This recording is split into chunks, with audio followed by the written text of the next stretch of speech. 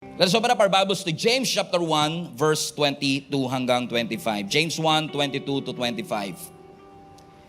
But be doers of the word, and not hearers only, deceiving yourselves. For if anyone is a hearer of the word, and not a doer, he is like a man observing his natural face in the mirror. For he observes himself, goes away, and immediately forgets what kind of man he was. But he who looks into the perfect law of liberty and continues in it is not a forgetful hearer but a doer of the work. This one will be blessed in what he does. Panginoon, dalangin po namin that you will create a fertile soil in our hearts. Buksan mo ang aming mga mata, gisingin mo ang aming mga puso, sapagkat alam ko may sasabihin ka sa pangalan ni Jesus. Amen. Sabi mo sa katabi mo, huwag mo ko istorbohin, may gagawin si Lord sa akin. Ang ating pong mensahe ngayon ay pinamagatan ko pong hear and obey. Hear and obey. Sabihin mo nga sa katabi mo, hear and obey.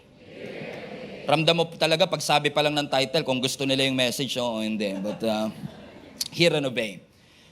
Ang text po nating pinag-aaralan is found in James or Santiago sa Tagalog. And actually kung kilala niyo po si James, by history, si James po ang isa sa kauna-unahang pastor ng isa sa kauna-unahang simbahang naitayo. Sabi ng mga historian, si James daw po ang naging pastor ng Church of Jerusalem. Pero kung titignan nyo ang kanyang book, mula James 1 hanggang sa pagtatapos nito, makikita ninyo mga kapatid that maraming mga binitawang salita si James na hanggang ngayon ay pinaniniwalaan ng maraming Kristiyano na minsan hindi natin alam na dun pala sa James nanggaling yung text na yon. In fact, pagbukas nyo pa lang po ng James sa chapter 1, hitik na po ito ng mga katotohanan at mga prinsipyo na itinuturo ng Panginoon sa atin na malaki ang aking tiwalang narinig nyo na, pero maaaring hindi nyo alam na si James nanggaling. In fact, pag tinignan mo ang James chapter 1 verse 2, doon natin makikita yung sinabi ng ating Panginoon through James na, consider it pure joy when you experience various trials, for these testings and trials produces perseverance. Umabante ka pa ng konti sa verse 5, dito rin po sinabi sa atin na kung ikaw ay may kakulangan sa karunungan, humingi ka sa ating Panginoon. Kung magtutuloy-tuloy ka ng pagbabasa sa verse 6, sinabi ni James sa atin that when you ask, kailangang maniwala ka ng walang halong pagdududa, sapagkat hindi ka dapat katulad ng taong parang alon na hinahagupit lamang hanggang mataboy ng hangin. Kung susunod-sunurin niyo pa po mga kapatid, 6 verses later, in verse 12, ang sabi ng scripture doon, blessed is the man who perseveres under trial, for when you stood the test, you will receive a crown of life. Maybe that verse is familiar with you too. Pero I'm sure narinig nyo na po ang verse 17, kung saan sinabi ni James, every good and perfect gift comes from above. At kung tutuloy-tuloy nyo pa po sa verse 19, sinabi ni James doon that we should be quick to listen and slow to speak. Mga prinsipyo na pinanghawakan, nilakaran ng marami sa atin na nakatulong po para mas lalong lumalim ang ating relasyon sa ating Panginoon. But after verse 19, 3 verses later in verse 22, nagbigay ng babala at reminder sa atin si James kung saan sinabi niya, posible pala na naririnig natin ang salita ng Diyos pero hindi natin ginagawa ang mga nakasulat dito. Sabi mo sa katabi mo, fasten your seatbelt. Mukhang papunta na si pastor sa'yo. Pinaalalahanan po tayo mga kapatid ng verse 22. Ang sinasabi sa atin ng scripture, posibleng as a Christian and a believer of Jesus Christ, maaaring madalas nating marinig ang salita ng Panginoon that is being preached to us, especially with our technology nowadays, na pwede mong pakinggan ng paulit-ulit ang kanyang salita, and yet pwedeng hindi mo na i-apply ang mga salitang iyong narinig. And I've heard this argument many times already. Bakit ko naman, pastor, susundin yung isang libro na gawa lang naman ng tao? And I've been trying to answer that question for many years. And I hope that I can answer that for you today. Kasi regardless of what you believe, I believe in the Word of God. And I believe in this Bible at kung ano ang sinasabi nito. Na sabi po ng 2 Timothy chapter 3, ito pong Biblia na ito, yung scripture na ating binabasa ay hiningahan ng ating Panginoon. Ang sabi ng scripture, all scripture is inspired by God. So it is useful to teach us what is true and to make us realize what is wrong in our lives. Sa pamamagitan po pala ng Biblia, nalalaman natin hindi lang kung ano ang tama sa ating buhay, kundi maging yung mali sa ating buhay. Ipinapakita po nito yung mga bagay na pwede nating i-adjust at baguhin upang tayo ay maging karapat-dapat sa harapan ng ating Panginoon. Continue reading. It corrects us when we are wrong. It teaches us to do what is right. And the first evidence na naniniwala kong dahilan kung bakit dapat ho nating isalig ang ating buhay at pananampalataya sa Biblia is because of its unity. Alam niyo po ba na ang Biblia is actually a collection of 66 books. Just come to think of it. 66 na libro, written in 3 languages, written in 3 continents, in a span of 1,500 years. And yes, it was written by 40 human authors. But think about this. 40 human authors ang nagsulat ng 66 books gamit ang 3 languages na nasa iba't ibang kontinente na walang social media nung time na yon, written in the span of 1,500 years. So bago makompleto ito, 1,500 years ang binilang for it to be complete. And it was written by 40 human authors. Human authors na iba-iba ang profesyon. Merong hari, katulad ni David. Merong fisherman, katulad ni Peter. May doktor, katulad ni Luke. May priest, katulad ni Ezra. May government official, katulad ni Daniel. May farmer pa, na katulad ni Elisha. May diversity sa kanilang mga profesyon, and yet with all its diversity comes with a unity. Nobody contradicts each other. Just think about it. 66 books, 3 languages, 3 continents, 1,500 years, 40 different human authors, and no contradiction at all. There's unity in the scripture. Am I preaching to somebody? Amen? Bakit? Yung kanyang unity is due to the fact that it only has one divine author, God Himself. Ang Diyos mismo ang nag-inspire sa mga taong itong isulat ito. So I know that many people are reading this not just because they want to have a relationship with God. At even those people who don't believe in Jesus Christ find this book a good book. But let me tell you this, the Bible is not just a good book. The Bible is transformational. If you will allow the principles of it na mai apply ninyo sa inyong mga buhay. So ang Biblia ay hindi lang collection ng mga quotes. Ang Biblia hindi libro ng rules and regulation. It's not just true. It is the truth. Hindi lang siya basta totoo. Ang salita ng Diyos ay katotohanan. So the evidence is in its unity. The evidence also is in its prophecy. Now think about this. Maraming mga libro na may mga prophecies din. Katulad ni Nostradamus, for example. Pero may kakaiba at unique sa Biblia sapagkat ang mga prophecy na binibitawan ng Scripture is extremely detailed. At minsan natatawa ako dun sa mga taong pinapabulaanan yung Biblia na hindi naman sila nagbabasa ng Biblia. Because if you read the Scriptures, you will see na yung prophecy na binibitawan sa Scripture is extremely detailed na nagdi-define at nagpapaliwanag ng future na nangyayari ngayon at maging hindi pa nangyayari. For example, there is a prophecy about the coming Messiah, Jesus Christ, that will die for the sins of the world. And it was written thousands of years ago. And the prophecy was so detailed. Even yung lineage, detalyado. Yung pagkakapanganak at paano ipapanganak, detalyado. Yung pagkamatay at paano mamamatay, detalyado. At yung pagkabuhay o muling pagkabuhay is very detailed. Which convinced me, mga kapatid, that the Scripture is not just written by human authors, it is divine. Because the prophecies itself, which is very detailed, fino-fulfill ng Scripture. But apart from all of these things, what made me convinced that the Bible is the Word of God is its authority. Everybody say authority. Ito lang po yung klase ng libro na pag pinag-aralan mo, pinag-aaralan ka. Na kapag binasa mo, binabasa ka. Unlike any other book, which was written also katulad nito, ito lang yata yung alam kong klase ng libro na kayang maghatid ng supernatural transformation sa buhay ng isang tao. Na yung mga addict na kukure, yung mga homosexual na papalaya, yung mga kriminal na re-reform, at ang mga makasalanan na re-rebuke. Now think about it. Pag nagbasa ka ng history book, may inform ka. Pag nagbasa ka ng pocketbook, meron pa ba nun? Wala na? May entertain ka. Pag nagbasa ka ng science book, medyo tatalino ka ng konti. Pero pansin nyo ba, kahit yung science book, walang dinidiman sa'yong maniwala ka sa kanya. Kahit magbasa ka ng cookbook ba tawag dyan? Yung libro ng pagluluto?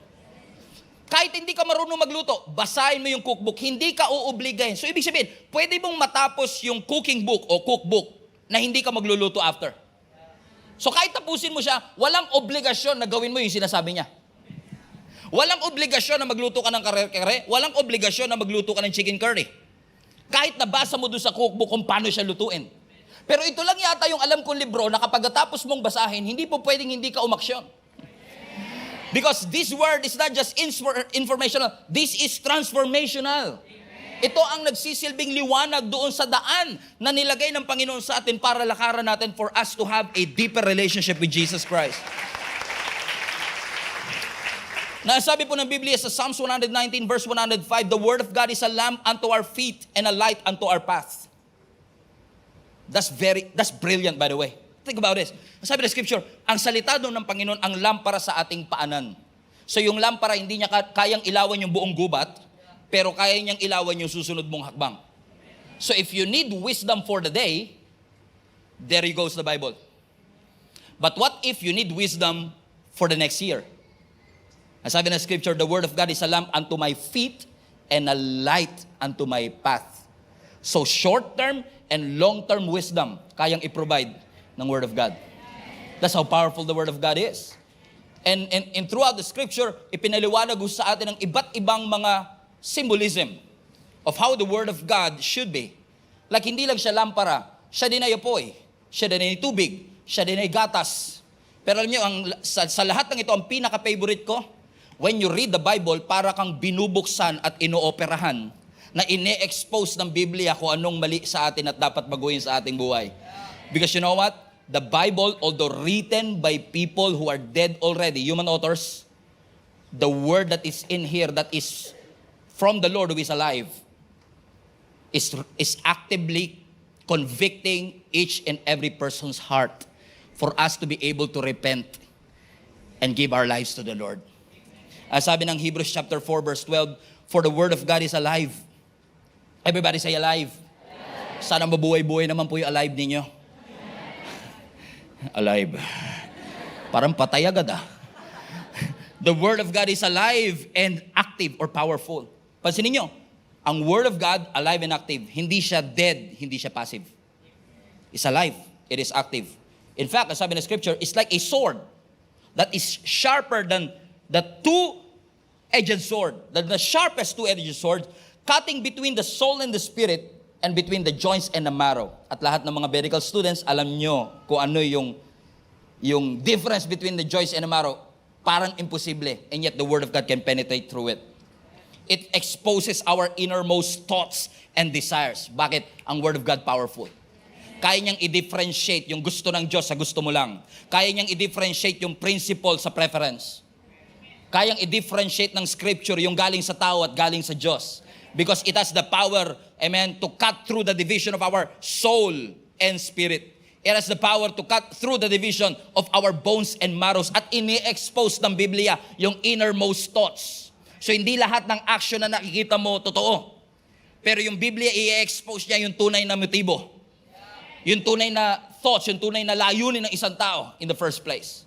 That's how powerful the Word of God is. And every time we read the Scripture, and by the way, when we say Word of God, ang Word of God has different Greek words na binabanggit.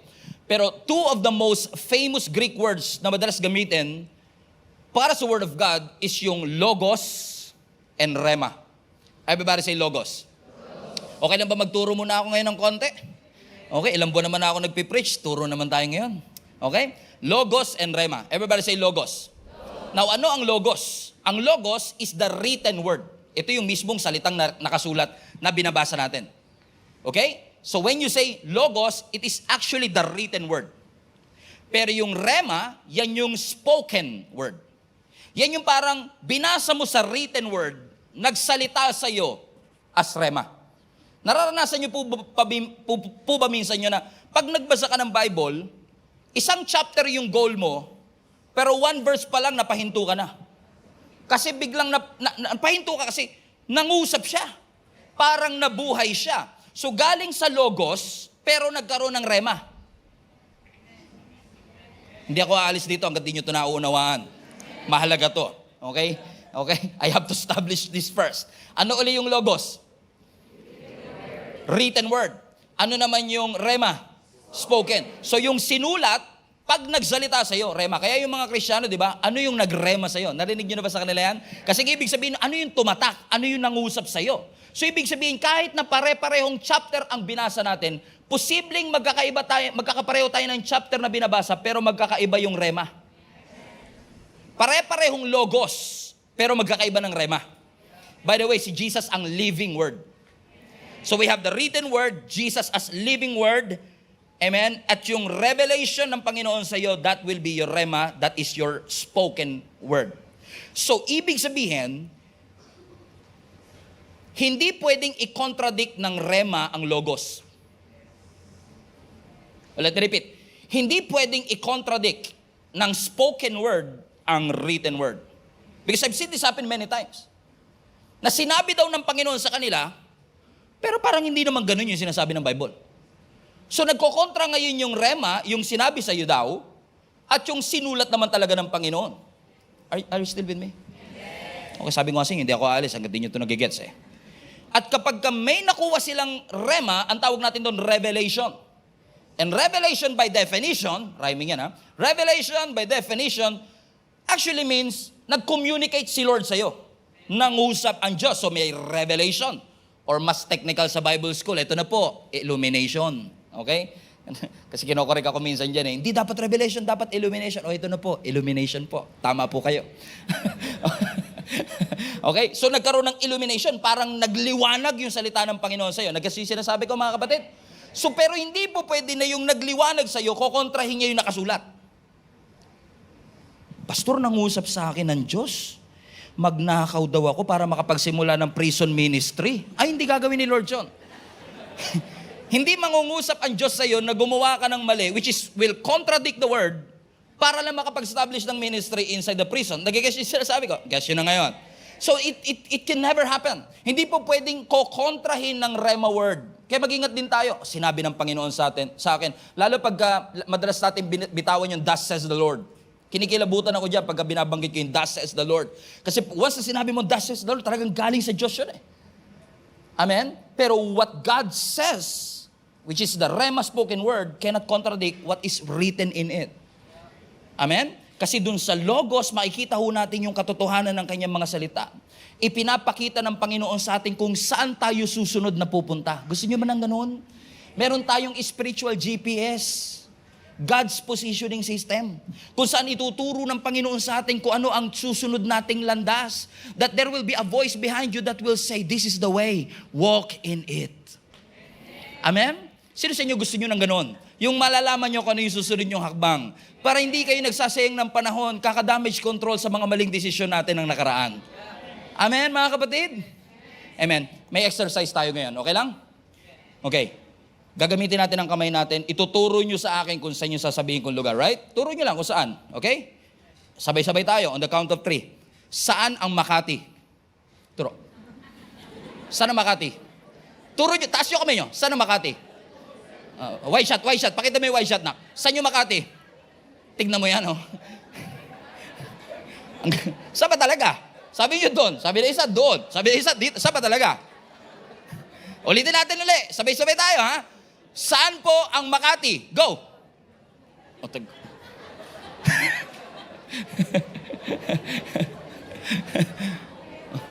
Ba, ang gulo, di ba? Tignan nyo to. Iisang destinasyon, pero iba-iba yung ating sense of direction. Kaya kailangan mo talaga ng guide eh.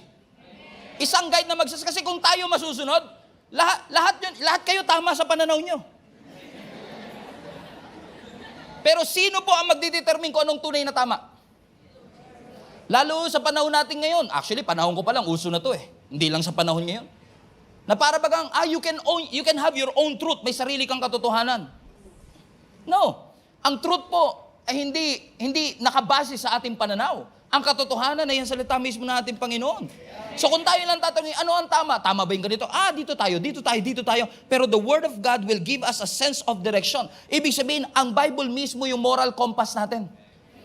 Ito mismo ang magsasabi sa atin kung ano ang tama at hindi dapat. Listen to me, hindi Hollywood. Hindi Korean novela. Okay, let me rephrase. Hindi Korean novela ang sense of direction ng tama at relationship goals. Hindi Hollywood, hindi si Kim Jong-un. Yung scripture. Amen? Upang ang ating bansa ay maging matuwid sa harapan. Kasi sabi nga ng Bible, di ba, righteousness exalts the nation. And we want na tayo po bilang mga anak ng Diyos ay lumakad ayon sa kagustuhan ng Diyos sa ating mga buhay. Ayaw nyo ba nun? Pag nagbabasa kayo naman, sino sa inyo makaka-agree? Pag nagbabasa ka ng Bible, ilalayo ka ng Bible sa kasalanan. Di ba? Ituturo niya sa iyo kung anong mali. Sabi nga ng scripture, di ba? Ituturo niya sa iyo kung ano ang mali. Pero napansin nyo rin ba, na yung Biblia, ilalayo ka sa kasalanan, pero yung kasalanan, ilalayo ka sa Biblia. Parang nawawalan ka ng gana. Amen? I'm not trying to judge or condemn anybody, but I felt this way before. Na pag namumuhay ka sa kasalanan, tumatabang yung panlasa mo para sa salita ng Panginoon. Amen? Nangyayari ba sa inyo na ganadong-ganado kayo pag may sinasabi kayo sa Diyos? Pero wala kayong gana pag may sinasabi yung Diyos sa inyo? Taga-ibang church to, no? Okay, perfect kayo eh. Parang, Pastor, I believe in the Word of God. I believe that this is the Word of God. Pero sa totoo lang, Pastor, pag binabasa ko siya, 10 minutes pa lang, bumipikit na yung mata ko. Ayoko naman, kasi nakakaya naman kay Lord kung gagawin ko siyang sleeping pills, di ba? Yeah. Sinisikap ko namang idilat, kaso parang may mga demonyitang nakasabi sa pilik mata ko, hinahatak pababa, isa-isa yung, ngayon nga lang po, Pastor, hindi ka pa nga nakakailang minuto, hinahatak. Nagta-title ka pa lang, nakatulog na ako nakapanaginip ako, nandiyan ka pa rin Parang wala kang hilig sa salita ng Panginoon. Pero pag may sinasabi ka, may pinagpe-pray ka, grabe request mo, talagang attentive ka. Pero bakit kaya parang pagdating sa salita ng Panginoon, wala tayong gana?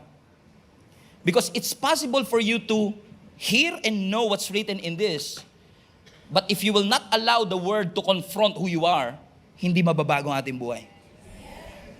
Amen? Kung wala tayong delight patungkol dito. Kasi ang tunay na transformation po sa ating buhay nangyayari, hindi po, ako naniniwala ang tunay na transformation effortless. Kasi hindi self-will, kundi grace ni Lord ang nag-enable sa iyo to be transformed. Amen? Halimbawa, kung karnaper ka bago ka maging Christian, let's say, kunwari, ikaw na lang po. Okay? Si tatay, mahal kayo si tatay. Okay? Kunwari, karnaper ka bago ka naging Christian. Tapos natanggap mo si Lord. Iyak ka, Lord, salamat po. Niligtas mo ako, napabuti mo sa aking buhay. Question, kinabukasan ba hindi ka na marunong mangarnap?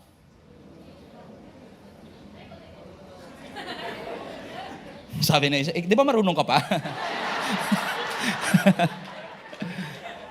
Di ba? Hindi nawawala yung skills. Kung talagang magaling ka ng lock, magbukas ng lock, hindi porket naging Christian ka, hindi ko na alam to. Walang ganun. Okay? Pag binuksan mo siya, alam mo pa rin siya, so hindi nawawala yung skill. Okay? Dati alcoholic ka.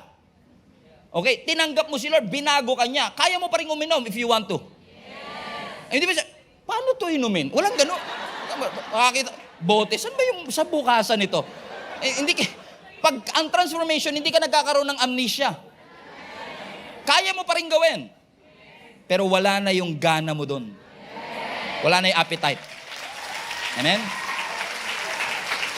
So, yun ang hindi ma-explain ng history book, science book, geography book, o geometry book. Pero kayang-kaya nating palakpakan kasi nakita nating nangyari sa ating buhay. So if you will just allow, ganun pala yun, if you will just allow the Word to confront you, magpapakumbaba ka, Lord, sorry, ito pala ako sa iyong harapan. That God will put you to the end of yourself para ma-realize mo that without God you are nothing. If you will not allow God to do that to you, Sabi ng scripture, para mo lang pinapakinggan, pero hindi mo ina-apply ang kanyang salita. Para kang lalaki na tumitingin sa salamin, na pagkatapos mong makita ang iyong sarili, aalis ka't nakalimutan mo na kagad kung ano ang iyong naging itsura. Balikan natin yung verse 23. If anyone is a hearer of the word and not a doer. Ano sabi ng scripture? He is like a man. Everybody say man. Sabi ko nga dito, parang mas bagay dito yung woman. Kasi mirror pinag-uusapan, di ba? Parang mas madalas tumingin ang mga babae sa salamin. Pero alam nyo ba, nasurpresa ako, ha? Upon digging, na-realize ko, base sa survey, di ako nagloloko, God is my witness, base sa survey, mas madalas pa raw tumingin sa salamin ang mga lalaki. Kalahin mo yun, Brad? Siguro dahil pag nagda-drive ka, okay, ikaw yung nasa unahan ng jeep, pasinin nyo yung mga nasa unahan ng jeep, vain na vain ka sa sarili mo, di ba? Tama lighting, para ka nag-MTV, kita mo yung sarili mo, tapos parang yung hangin sa'yo, di ka pinapawisan, wala kang buhok na nakakain, ganyan. Ang ganda ng reflection, di ba? Sabi ko, grabe, mas matindi pala tumingin. Pero ang sabi ng scripture, no, ang mga taong naikinig ng salita pero hindi niya ginagawa, para siyang lalaki na inuobserbahan niya yung kanyang sarili sa salamin. Now, lahat tayo familiar sa salamin or mirror, right? At alam natin na kapag tumingin ka sa salamin, it changes your perspective. Let's say, gwapong-gwapo ka sa sarili mo, you feel good about yourself, ang ganda ng forma mo, you feel good, pakiramdam mo, hindi ka oily, pakiramdam mo, ang gwapo mo, like, tama, moisturize ng konti ang mukha mo. I mean, wow, I feel good. Then pagtingin mo, may muta ka pala. Diba? It has the power, the mirror has the power to change your perspective. So you learn about yourself by looking at yourself. May natututunan ka sa sarili mo every time you look at the mirror. Pero back in the day, ang mirror hindi katulad ng salamin natin. Yung salamin natin ngayon, kitang-kita mo, malinis na malinis. Pero back in the day, para lang siyang mga silver or bronze na kinikinis nila like this one. No? Itong salamin na ito, hindi mo talaga literal na makikita yung sarili mo. So maaaninag mo lang siya. So you have to make an effort. This is an ancient mirror. No? Meron silang mirror back in the day, pero hindi kasing linaw ng mirror natin today. Right? So, the point is this. Yung mirror noong unang panahon, which I believe the context of James 1, kasi hindi naman nakita ni James yung mirror natin today. It's actually dim. It is distorted. Kailangan, para makita mo ang sarili mo, kailangan malinaw na malinaw yung lighting condition. Maganda ang lighting condition. So, it takes time. It takes effort to see yourself in the mirror. I brought that up because I want to point out something. Na in order for us to really maximize the transformation that this book offers, hindi pwedeng tignan mo lang.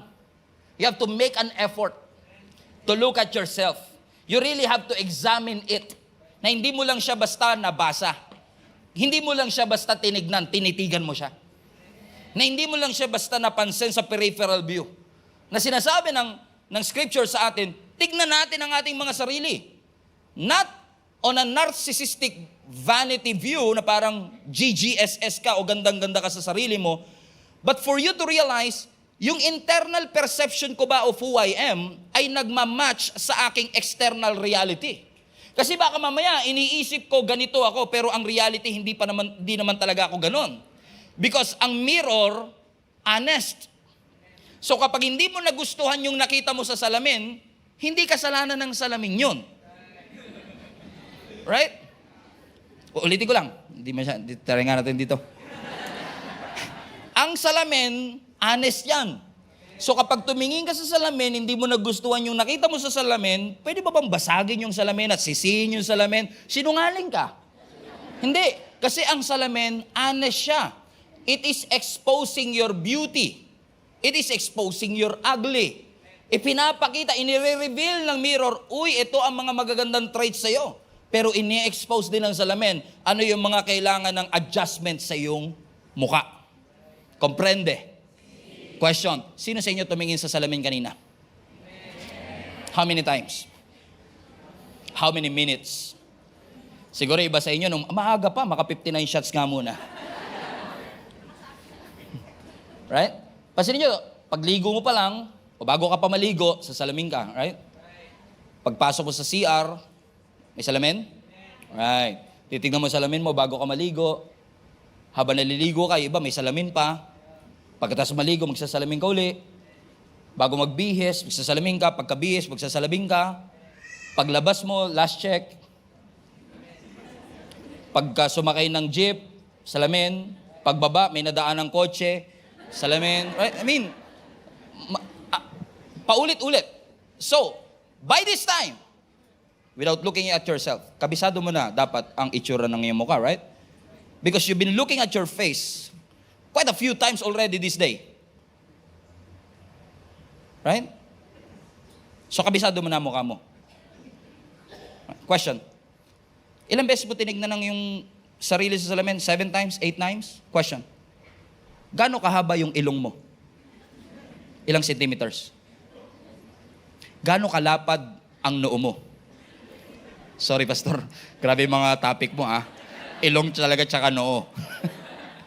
Hinay-hinay ka naman. Amen? So, pasinin nyo, no? Ilang beses natin siyang tinignan, pero hindi natin siya sinukat. Hindi natin in-examine.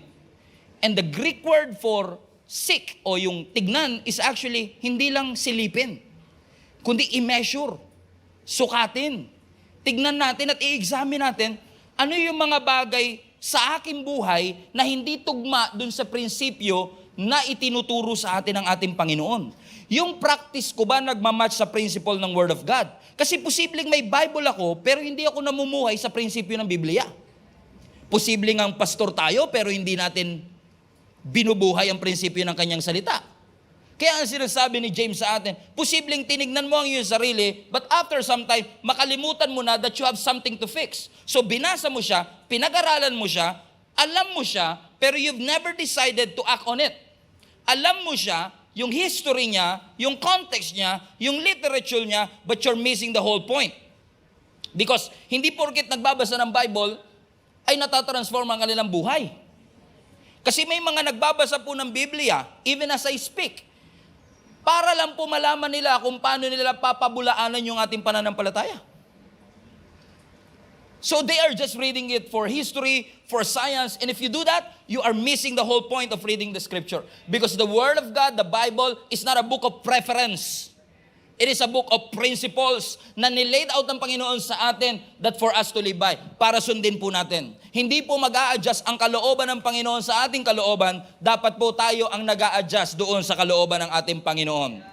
Alamin natin, ganun pala yun. Pag nagbabasa ako ng Bible, inaalam ko anong God's best. Hindi lang yung request. Hindi lang yung gusto natin mangyari. Tahimik, no? Amen? Because it's like a mirror.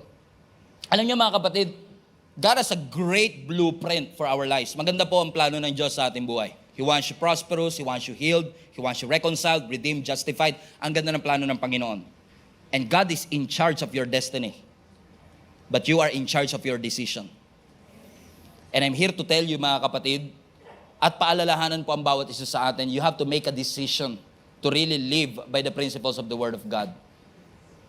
Sa mga hindi pa nakakaranas ng pagbagsak, huwag nyo nang asamin. Sa mga bumagsak na, matuto po tayo. Sundan natin ang sinasabi ng salita ng ating Panginoon.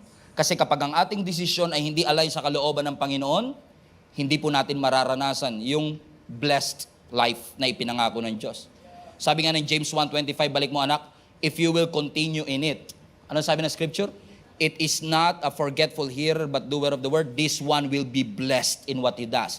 So when you look at it, when you gaze on it, tinitigan mo, in-examine mo, at hindi mo kinakalimutan yung narinig mo, ginawa mo yung sinasabi ng scripture, yung tao na yan blessed. So there's blessing in actual obedience. And Gia Community, Jesus is Alive, will be celebrating our 50th anniversary next year, 2025. 50 years of God's faithfulness. At isa sa pinaka-importanteng principle na tinuturo ng Jesus is Alive sa atin, hear and obey. Hindi pwedeng naririnig mo lang pero hindi mo sinusunod. Pero hindi rin pwedeng sunod ng sunod na hindi ka nakikinig.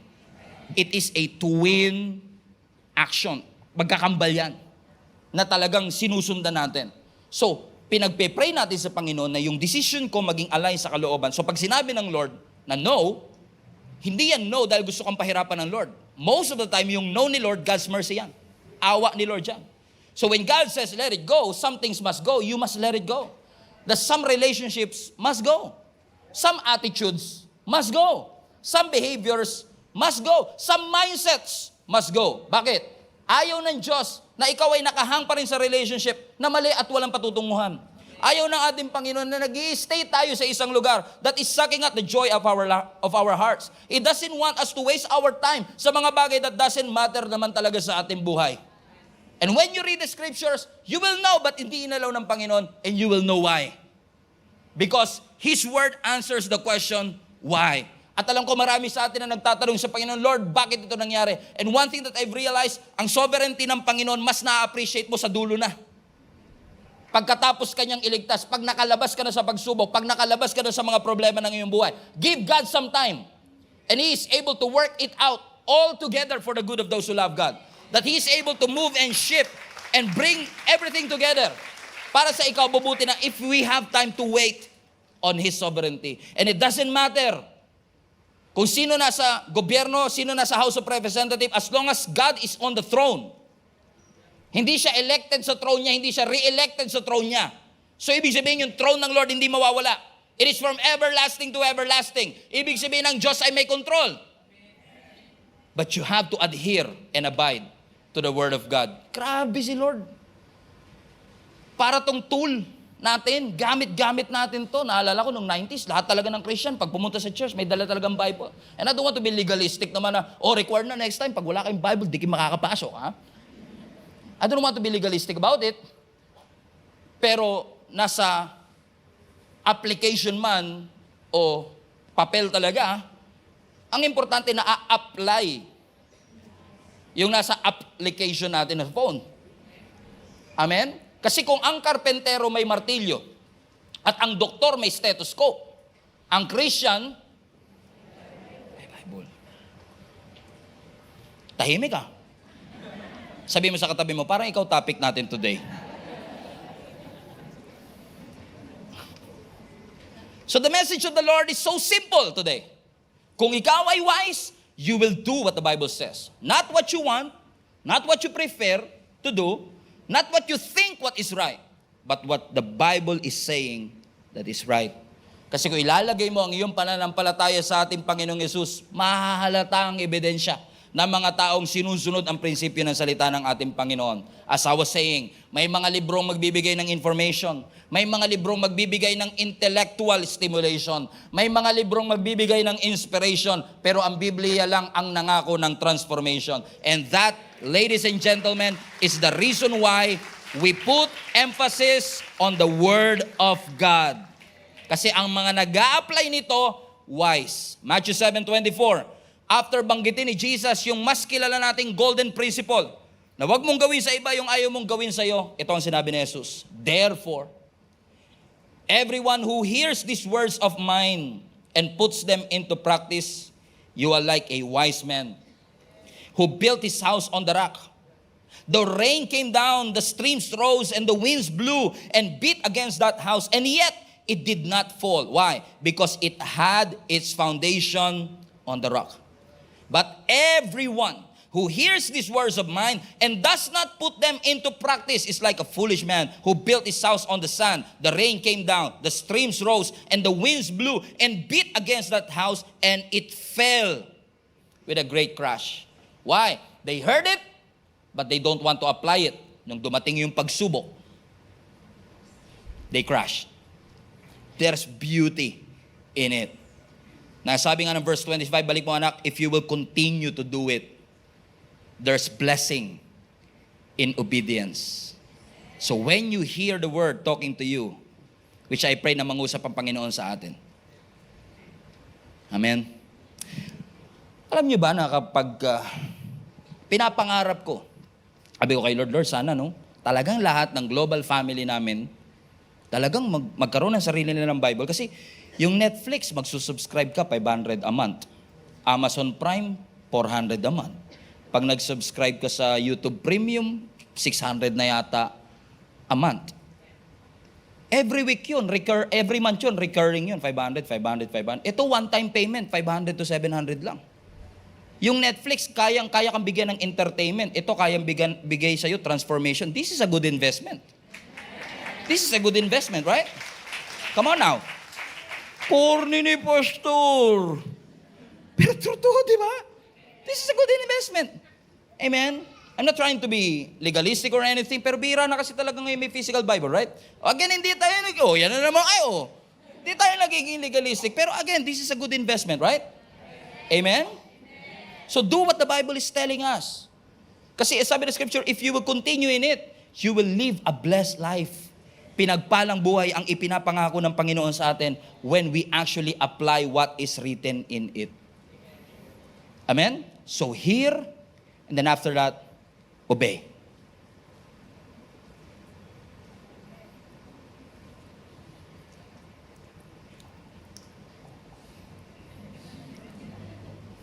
Hindi ako naghang. I just want that to sink into you. Kailangan nating mag-sink in kasi wala ho magiging epekto sa iyo kung narinig mo lang pero hindi mo i-apply. Ang gamot, kahit gaano ka-effective, lagay mo sa drawer, sa cabinet, di ka gagaling. Kahit gaano siya ka-effective. At ang Biblia, which is dripping in wisdom, dripping in anointing, dripping in power, nasasayang, tumutulo lang kung walang sasalo. It will not have an effect on you. And it's dangerous if we hear the word, pero hindi natin ginagawa. Ang sabi ng Philippians 4:9, what you have learned and received and heard and seen in me. Sabi ni Apostle Paul, practice these things, and then the God of peace will be with you. Amen? Palapakan natin Panginoon.